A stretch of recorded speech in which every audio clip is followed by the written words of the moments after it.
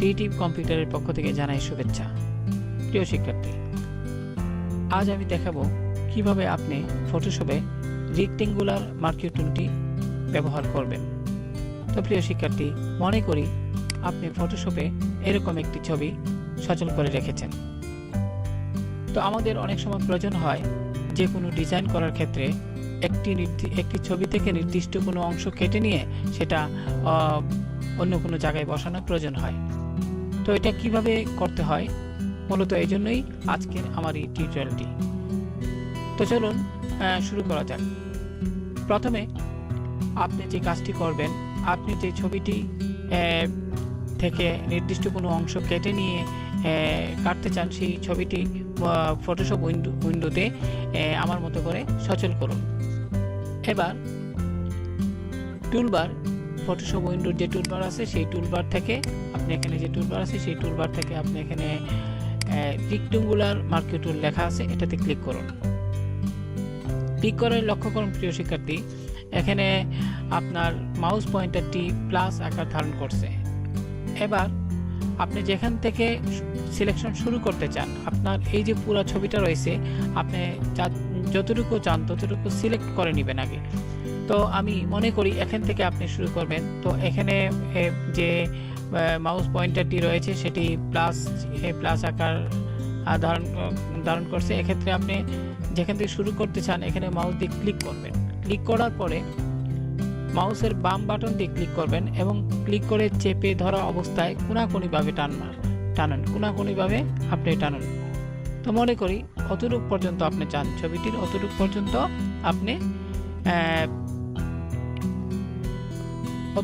আপনি সিলেকশন করলেন, অতটুক পর্যন্ত আপনি কেটে নিতে চান। তাহলে এখানে ঠিক এখানে এসে মাউসের বাম বাটন ছেড়ে দিন। লক্ষ্য করুন সিলেকশন হয়ে গেছে। তো আমাদের অনেক সময় হয় কি, সিলেকশন করার পরে দেখা যায় কিছু অংশ আপনার বাদ থেকে যায়। যেমন আমি যতটুকু চাচ্ছি এটা অনেক সময় এটা সিলেকশনের ভিতরে পড়ে না।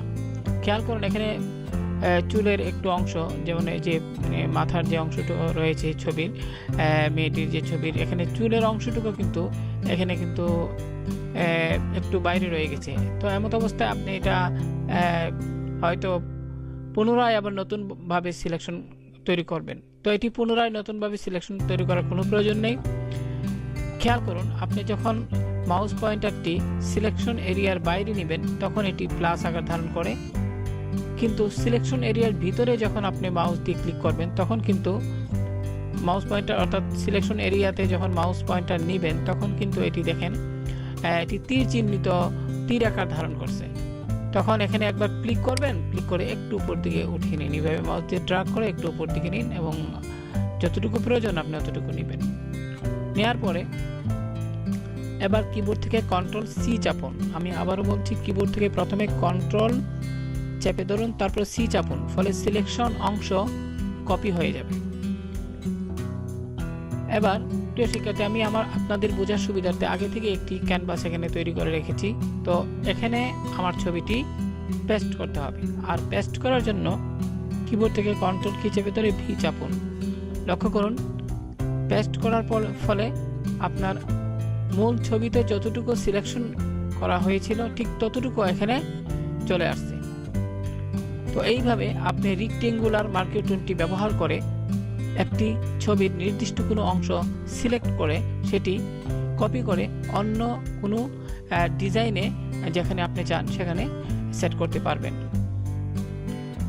তো প্রিয় শিক্ষার্থী, এখানে তো গেল আপনার রেক্টেঙ্গুলার মার্কিং টুলের ব্যবহার। এবার আমি আপনাদের দেখাবো ইলিপ্টিক্যাল মার্কিং টুলের ব্যবহার। তো এই কাজটি এর কাজটি কিন্তু সেম আগেরটির মতনই, পার্থক্য এটি গোলাকারভাবে হবে। তো আমি বিষয়টি আপনাদের জন্য বোঝার সুবিধার্থে আবারও পুনরায় ছবিটির মধ্যে যাচ্ছি। এবার লক্ষ্য করুন পূর্বে যে যতটুকু এখানে সিলেকশন করা হয়েছিল ততটুকু এখানে সিলেকশন অবস্থায় রয়ে গেছে।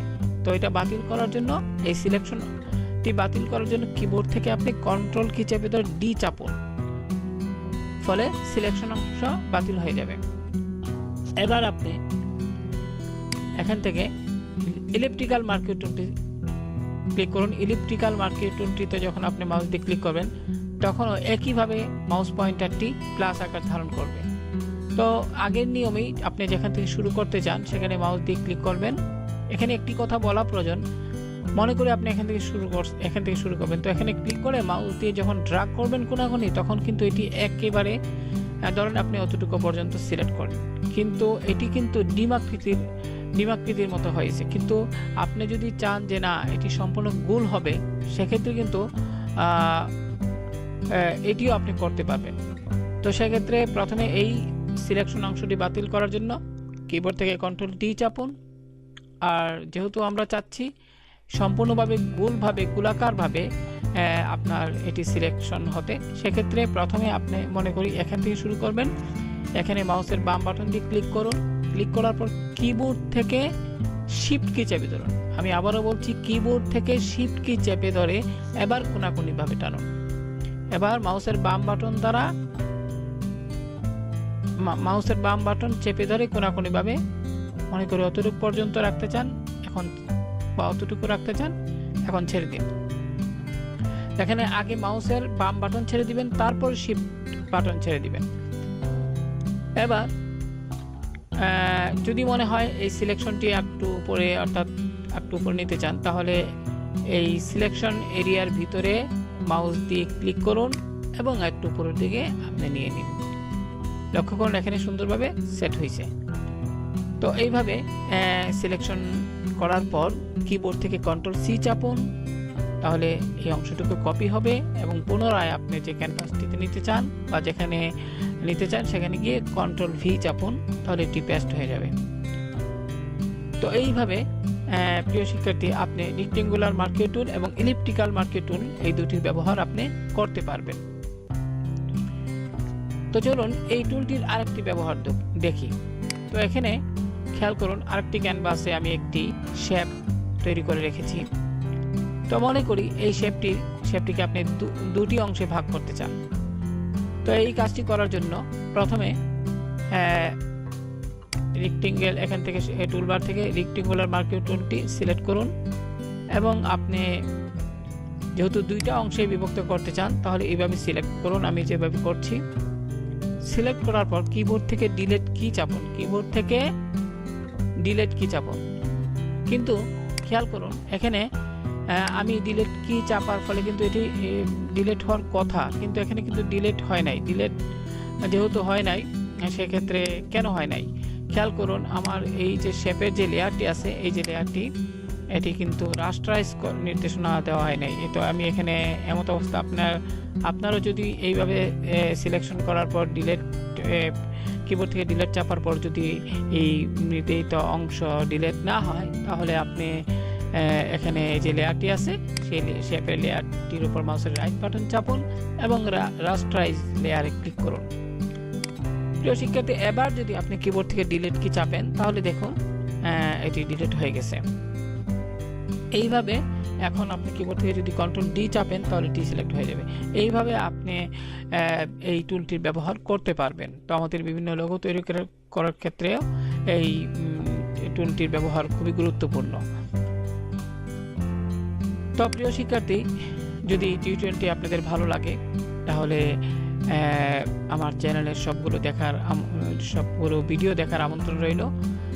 আর আমার ভিডিওটি লাইক দিবেন, শেয়ার করবেন আর চ্যানেলটিকে সাবস্ক্রাইব করবেন। ধন্যবাদ সবাই, ভালো থাকুন।